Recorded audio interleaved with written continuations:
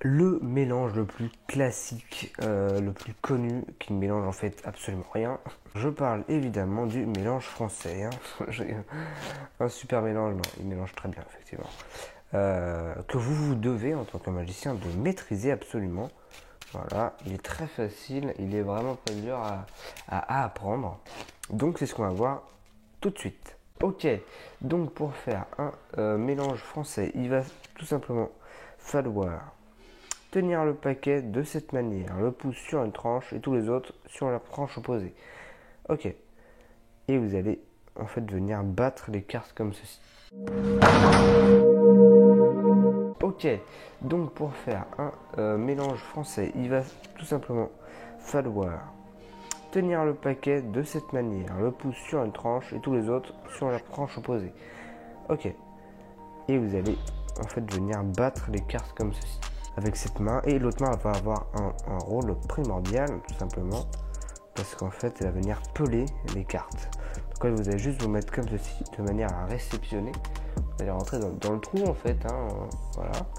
Et avec votre pouce, vous allez venir peler les cartes. Alors on peut le faire une à une, mais c'est pas très intéressant.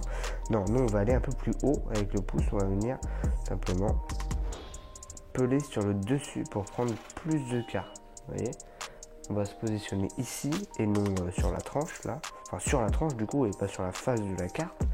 Et hop, ça va permettre de tirer des cartes.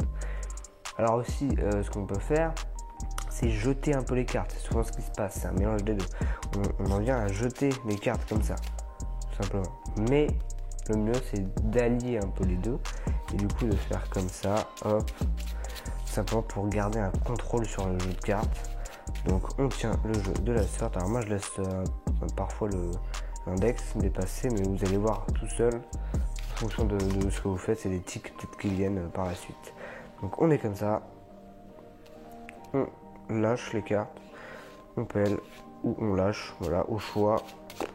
Je vous conseille de peler quand vous commencez, ça vous permettra de bien maîtriser les cartes et gagner en fluidité.